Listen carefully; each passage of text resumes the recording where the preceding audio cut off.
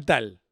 Yo soy Santi Alberú y este es el primer episodio del podcast del Evolution Mallorca. Quiero dar las gracias antes de nada al festival por invitarme a hacer estas entrevistas y ahora voy a cambiar el inglés because today we have a guest, one of the best guests anybody could ask for. Thank you so much for being here, Mr. My pleasure. My Anthony pleasure. Dod Mantle. I find has your name always been composed by 3 words? No. Everybody calls you Anthony Dod Mantle, but I am guessing that your family and relatives calls you Anthony, Yeah. Tony. Yeah, I've always been Anthony. Okay. And my mother, when I was born, decided that I had to have this very strange, for an English person, a very strange middle name. And for 20 years, when I kept changing schools and being made to stand up in class and present myself to the new class, I would hide my name.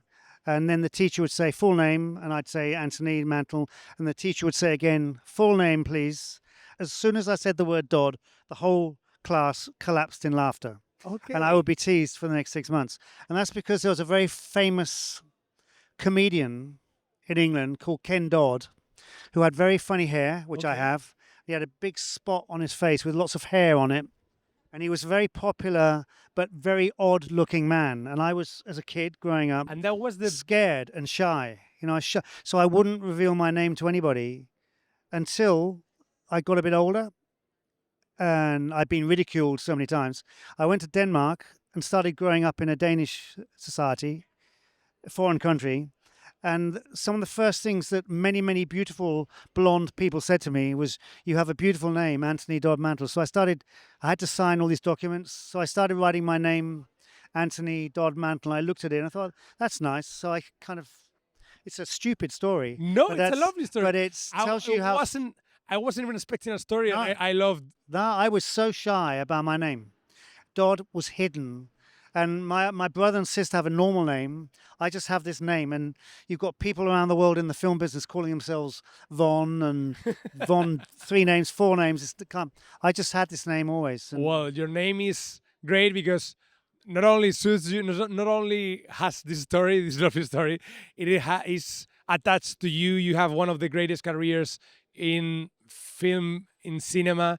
This is strange because I want to start by asking you some more wide questions about what you do.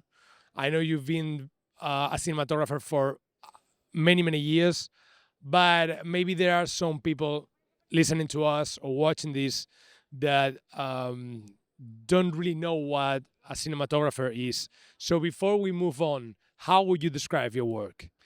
I mean, as a cinematographer, my main job is to stand in the middle of the circus on set and be there before as well, and support the director, who's officially totally responsible for the actors and their diction and their speaking and their acting, of course, performance.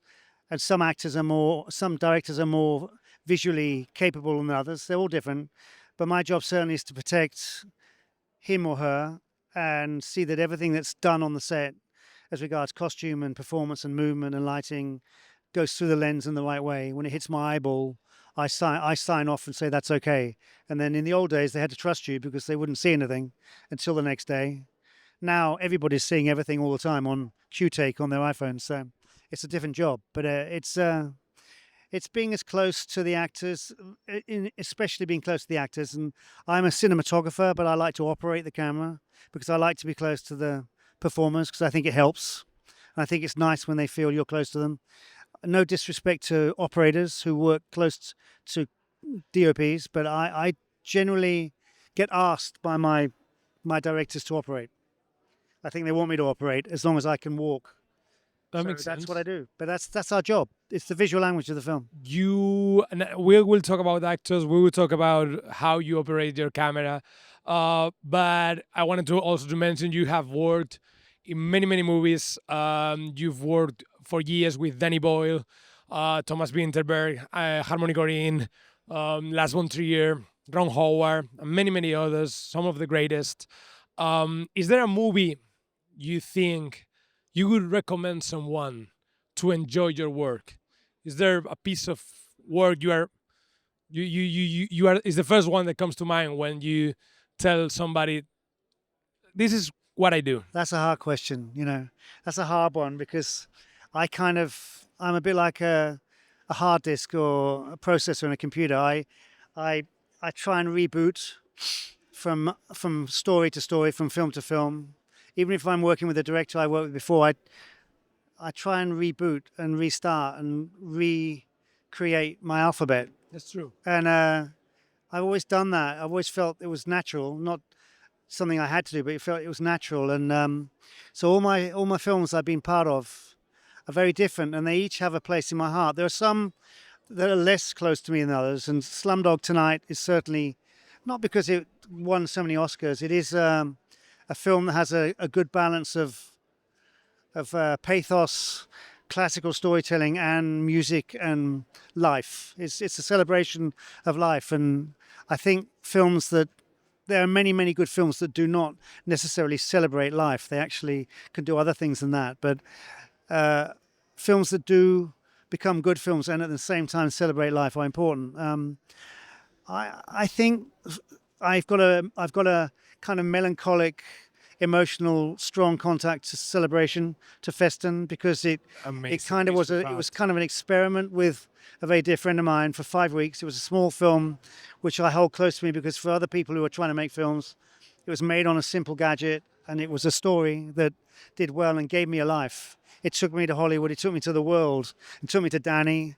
So that film, for the wrong reasons, my narcissistic reasons, is a film that I think is important for younger people, filmmakers, to see, because it's a classic film made in a very different way, achievable with less money, and it can encourage people who want to make films to make films. One of the films that I think best mixes entertainment and art. Yeah. I think it's a profound, Yeah. entertaining film. You are captivated by it, by the story in the first second of the movie, and at the same time, it's a piece of art. It's crazy. It's different. It's different, which I think is something I love to hear, and I don't always hear it, and it's very difficult to do. If you think too much about it, you won't do it. You just have to try and follow. Oddly, if you think about it, the logic of a new story is a new technique, a new visualization. It should be different and new every time, but unfortunately we tend to slip into patterns of professionalism and style that are actually our worst enemies. I think they're not something you should strive to achieve. You should try and destroy them. Let's talk about style, because I've been reading interviews and I've been reading profiles of you this year. I go on. Yeah. I go on. Yeah. No. What I mean is, I've been reading all the directors and all the cinematographers try to analyze your style, and it's never the same words. I think that's a compliment. I think that speaks to the many different projects you have been on. But there's one thing that always comes to surface. That is, where you from? Is this British, this European style? And you are not the first cinematographers that I've seen being talked about regarding their home or regarding the country. Do you believe that's true? Do you believe there's a style in cinematography depending on Related to geography? Yeah. I mean, I have to say, and that's not just because of fucking Brexit, but I am a European, and I feel I was a European when I was growing up in England at school, and geography was all about England. But I do remember thinking I'm interested in what's on the other side of the water, and my kind of personal development in the arts, in history, wasn't really focused on the particularly on Great Britain or Little Britain or England. It was kind of where are we in relation to the rest of the world, and it's a pretty natural thing in my life. When I look back now and realize I've been living in Europe for 40 years in 2 different countries, but I'm based in Copenhagen in Denmark, which is not far from Britain, and I've kept my relationships to everybody in England perfectly. I also live in France a lot, which is a challenging country for a British person to live in. In which way? The odd thing about the chemistry between Brits generally and the French is we are so alike and we have so sophisticated senses of humor and language, but it doesn't always work together. Who understands French? I don't. Well, I'm not saying that because maybe it's us, maybe it's the Brits, but either way, it's got easier for me over the years. I've spent 25, 30 years of my life in France, and I try to speak French, but I think, going back to your question, which is what you asked me, is I think for a long, long, long time, whatever I do and whatever my influences are, they are European. You know, I've got going back in my family, I've got genes from India. You know, my family, 2 generations lived in India. I'm certainly not looking like or behaving like an Indian, but I mean, I have affiliations to Indian people for some reason. I have a very strong affiliation with Europe and the incredible cocktail of so many countries so close together, including Spain and Italy and all these countries. And I find it absurd that whether it's a political, economic move that Britain supports, so many people in Britain have supported this sectarian attitude to break away from that. I find it absurd, and that's where I belong. But I don't think that's something you see in my films. I don't know. I agree with you about the political aspect of Brexit, absolutely. But I find it funny to think that maybe the light you see when you were little. I don't know that there's a Right. there's something in your country, or there's something in the culture, or there's something in the context you live when you are little and when you grow up, Yeah. and when you form a family that might translate into your work. But I don't know if that's true. I think you'll find. I thought about this today when I was on the stage. I think a lot of cinematographers, more than you realize, who are in fiction and in high-end fiction and drama and cinema today, and I'm just one of them, but a lot of others, you'd be surprised to know, have their roots in documentary. And when you say you have your roots in documentary, that does actually mean that you have your roots artistically and politically in the culture you live in more often than not. I mean, people like Roger Deakins and Dick Pope, rest in peace, traveled around the world and went to Africa and all over the world. I didn't do that so much, but I did a lot of documentary work in the country I lived in. And that kind of engages you in a kind of language and I suppose you could say it's a kind of syntax or Makes sense. language of the culture you grow up in. And that might resonate through the course of your career. It might do. I mean, you do talk about in British cinema about the roots of, you know, social realism and the new English cinema, Lindsay Anderson. You can always trace back into countries. In the same way you can go to France and go to the New Wave, and Italy had incredible periods of cinema. Spain too. And I mean, I don't know whether, when I think of Spanish cinema, I think of color. If I was to say one Really? thing, I think of color. I've read you talking about Talk to Her from Pedro Almodovar, and how that film surprised you. Yeah, and Almodovar in general, a colorful character, you know, a colorful filmmaker, a brave filmmaker, but Scandinavian. Have you met him? No, never met him. I know a lot of the people who work for him. No, I've never met him. I just feel I know his Do films. you have any relationship with Spain? Talking in your career, did you? Because I know Danny Boyle did a couple of films here. I don't know if you went with him. I haven't been to Spain with Danny. I've been in the Canaries with Ron Howard. I've been in the heart of the sea. I've been in Spain on documentaries. I've been in Spain in commercials. Julio Jamasais, do you know the writer? He's a Madrid writer. I can't pronounce his name. I met him when I did a documentary film about freedom of speech. And I was in his house in Madrid. He was an amazing guy. Oh, he made it. He's a great writer. I've been here for different reasons.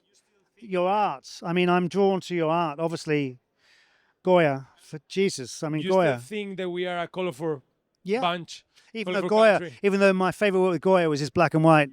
But no, I think you're a colourful culture. I think you're a colourful nature. I think you're vibrant people, and the kids are out all night and they go to school in the mornings. You know, I don't get it. I just don't get how you do it. But I don't know.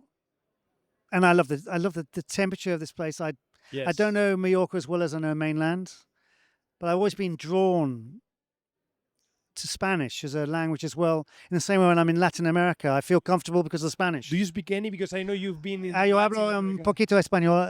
En verdad es español cubano. Ah, Por eso un autobús en español se llama ¿qué? Autobús. autobús, En Cuba se llama guagua. guagua, In the exactamente. Canary Island, you call it guagua too. But Well, I it can, learnt it in Cuba, there's way to go. and I had Latin and Esperanto and all that stuff. Well, that might come handy. Who knows? Let me ask you about the actors because you started talking about the actors and how DP relates with them. And I have a couple of names I want to throw you, and tell me without thinking too much what comes to your head and what do you remember about working with them. Yeah. Forrest Whitaker, Last King of Scotland. Infectious, hard to get eye contact with. That's not a rude quote. Is this Forrest has this ailment in one eye, so it's Sure. very hard.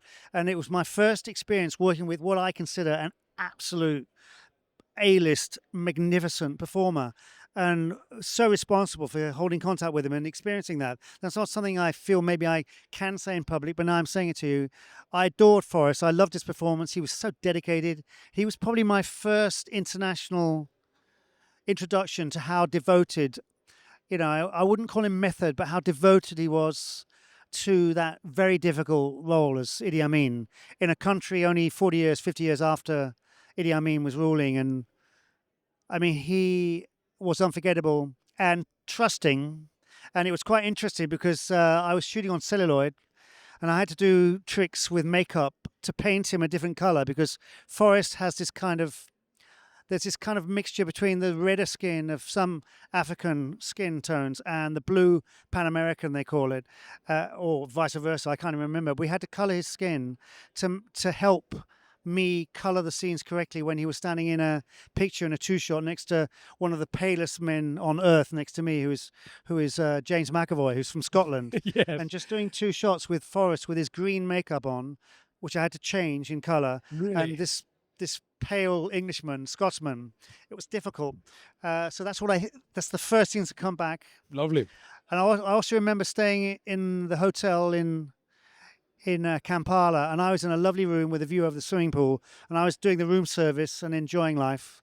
And next door, Forrest had a bunch of bananas and coconuts. He was doing the method actor, so he had all this fresh fruit outside his door. Because he was being the He was being character. the character, and he was playing his fucking accordion, practicing at 2:00 in the morning in bed to practice the accordion, and I was lying in bed listening to it. I'll never forget that. I loved him dearly. Love the story. Yeah. James Franco, Yeah. 127 hours. James Franco, I was physically, psychologically very close to for an intense, short period of time, and a very intense story, obviously about a man chopping off his arm. A film I'm very fond of, a very difficult film directorially for Danny to make, a very brave visualization of something very cerebral, locked into a space.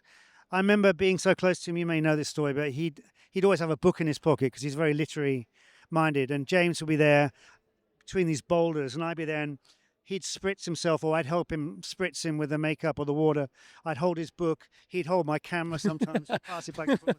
It was all fiddly and very small in these Wow. these canyons. It was a physically and mentally very, very tough film to do. Had to be. But he was, again, so devoted, so diligent, and so focused. You learn, and having the privilege of operating and DOPing that, you're so close. You feel the breath. You have that privilege with actors. I like that. I can imagine. I like it. Vladimir Putin. Yeah, Vladimir Putin, probably Not an actor, but you went. Let me give you a little bit of context. But Yeah. you, Again. Oliver Stone directed so many interviews with him. You were the DOP there. Yeah. What was that like? One of the odd aspects of my career as a cinematographer, you end up in places you never, ever, ever thought you would be. And there I am in the Kremlin first, and then in his house and his home. And I met in connection with that film, Snowden. I met Putin. We did this documentary with him, and there are things about him that you cannot forget. First I think, is it because I'm so close to a man that so few people get close to? You wonder if he even gets close to himself. He's in the Kremlin day in, day out, and I see him as a person who's very often surrounded by a lot of people, but he's on his own. A lot of the day he's on his own, as many leaders are. I'm not going to put myself on the plate for you in the podcast politically and say what I think, but I had some pretty extraordinary, intimate experiences and conversations with him, that with Oliver, and also occasionally without. I explained to him that I wouldn't even be on this planet if my father hadn't been fished out of the water in the Second World War on 2 occasions by Russian Navy, and I wouldn't Really? even be here. I wouldn't be here. My dad would have been dead, and I wouldn't be here. So that wasn't something I used as a way into his trust or whatever it is you get from him. I did tell him that, and he whisked me off into the back of the Kremlin to show me a picture of his father, who was in the Navy, and it was an odd and interesting moment. And it's very hard for me to equate those experiences man to man with a person, Absolutely. interacting, talking emotionally, looking straight in the eyes, with the political system today and the political situation in the world today, and what we associate with this same name. And it's very difficult for me to get my head around. That's amazing, and that makes so much sense. I understand how you can connect with somebody, It's difficult. and it doesn't mean you agree or you No. or you see the whole and you don't condemn something, but that moment means something to 2 people, and that's something. Nicole Kidman. Delectable, beautiful, kind. I've known her over, not well, but I've worked with her over the course of 20 years, from Dogville to recently with The Undoing in America. Still delightful, humble, with the crew, professional, hardworking. I find it beautiful, and I have 2 Nicole Kidmans in my lens from 20 years ago in Dogville and now, and same name, Grace, both times, oddly. And we all know that certain surgery has taken place, which is every person's right. I still feel the same person, so it doesn't make any difference to me.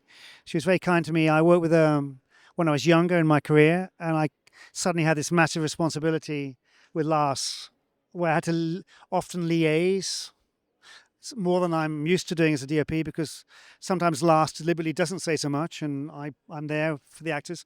And I had this tabletop of unbelievable actors, Willem and Ben Gazzara and Harriet Anderson and Nicole Kidman, James Caan. It's just endless quality actors in front of me with this ridiculous equipment and this experiment. It was the most expensive, ambitious workshop I've ever been on in my life. And Nicole was in the middle of that, and the way she embraced it, that together with the other actors, was incredible. She's a trooper. I don't know her, obviously, but I would say from a audience point of view that I feel that she's as professional as you mentioned. It's something that she translates, she projects, is that professionalism, that Certainly range. that. Sure. And it's not her fault. She's as beautiful as she is, but she's certainly that, and she's a very affectionate human being. I have 100 questions to ask you. I'll shoot some others, and you tell me what you think about them. Is James Bond the project that died that you wish hadn't died? It's funny, I was asked about that today. Really? Yeah, it seems like Danielle from some mainland press, I was I was attracted to the idea, which I think is vanity, to doing James Bond. It wouldn't have been with anybody, but because it was Danny at that time, I was very attracted to it, because I thought it was hilarious that Danny, with his semi-socialist democratic man of the people politics, and me with my art house background, Dogma and this and that, and Harmony Korine. I was really attracted to the idea of doing, just to show, as you say, to indicate that you can do anything if you embrace the idea for what it is. He spent a lot of time not talking me out of it, because I was never completely in it, but saying, I don't think you want to do this. I don't think it's for you anyway. Even though it looked like somebody else was going to do it, then it all fell apart. But it was hard for me, because for a year before that film actually got made, people were assuming that because it was Danny, it would be me. Because it was me, it was Danny. And I was getting all these calls from people all over the world saying, it's so fantastic, you're going to do it. And I wasn't going to do it, it seemed, and it was really hurtful, because it reminded me in my heart, I would like to do this, but it's probably, in retrospect, I don't think it matters I didn't do. And maybe I'll do one day, but sure, I'd only do one with somebody who I really wanted to do it with, But I was probably doing something else that was valuable to me as well, But it's not the worst situation. It's also No. You mean it's to be- it's a ridiculous situation to hear so many people around the world assuming I'm going to do that, and I wasn't. So No, it's one of those big names, one of those big things. it's a legend. You grow up with it. But it doesn't. I never Sure. used to watch James Bond. You know, I love the old songs. I love the Shirley Bassey's Sure, and the the Adele. aesthetics. Yeah. Yeah. And I think some of them are cinematography speaking. Some of them are more interestingly shot than others. But there's a lot of pragmatism and diplomacy in being the DOP on those films as well. We don't have much time. Let me ask you for another of your films that I absolutely loved. And I didn't watch it too long ago. I watched it like a couple of months ago for the first time. And it's 28 Days After. 28 days later. Days later, Yeah, sorry. that's Sorry, okay. I just Después. translated No, the it's name in después, Spanish. Yeah, después in Spanish. Yeah. Yes. With the great Cillian Murphy, those beautiful, beautiful shots of London, in without anybody else, without thinking too much. Again, what's the first thing that comes to your mind when you remember that film? The word rage, which means anger, because Danny, what he directs, he's always close to me if he can be, especially in the old days when we have cameras and not monitors. So it's a bit different now, but he likes to be quite close to the camera. And he would shout extremely loudly when it suited him. Rage. I can't do it because he'll blow your speakers off. It's rage. And I'd be sitting there like. And then all the they zombies all charge, you know, and he'd shout on Millions. He'd shout, train. And this fucking train would come charging towards the kids, and the kids were scared of the train. And he's always got something to shout about. I'm trying to think what he shouted about on 28 years later. Not because he shouldn't shout. That's another thing I was going to ask you, because now you are doing it, or did you already do it? Yeah, we've done it. It's closed. It's in edit. It's in editing. I was okay. doing pickups last week. Yeah. How was that different from one another? Does it have something to do with one another? It's a funny one. I mean, it's unusual, definitely. You shot it with a phone? Yeah. I can't talk too much about that, but I did. Yeah. That'll all come to light next year. But was it exciting? Yeah, it's always exciting. It was moving. It was difficult. It's a drama. It's very good actors, and did he shout rage? No, he didn't shout rage. I think he shouted cut a couple of times. He didn't shout. He didn't shout anything like that. I don't. And I've often laughed to him and talked about this and teased him, but that didn't really come out in this film. But he was busy, and there was a lot of shouting. It was probably something like, it's coming, they're coming, you know, he'd be doing that. But anyway, he's always amazing. He's an amazing, exhilarating figure to have next to you when you're making a film. He'll give everything he has, physically and mentally, always. And the actors feel that. And you can't but love him for that. He's a fighter, and he'll push you hard, and he'll push the crew hard and the actors hard. And it can be hard and long, but he deserves the success and the results he gets because he works so hard. Yeah, Anthony, we don't have time for more. It's been a pleasure, for not just for this, but also for all the joy you've given me through the years. Thank you, Santiago. Thank you. I've cried and I've laughed and I had so many emotions with your films and with your lighting and with your images, and that means for me and for the world more than you can imagine. So thank you so much. I'm very, very grateful. I don't really think about it too much because I'm too busy working, but I did see something on the net. There was something called a tribute. Some musician in Germany did this thing. I've seen that. I think they used part of it here to do the trailer, but I saw this once. Harmony Korine sent it to me and said, have you seen this dude? Like Americans. And he sent me this thing. It was like an 8-minute just with pictures. And I've never seen that before because that's vain. I wouldn't do that myself. But I suddenly saw kind of my life in the pictures I've done going back for. And I got quite moved. The music was beautiful. It was this German composer, but I don't really have enough time to think about it. My life just flies by like a washing machine. But I'll settle and revisit. It's lovely to catch my own films once in a while. And I'm sure it is. It's lovely to talk to you as well. Lovely to talk to you. Thank you so much. Thank you. Thank you.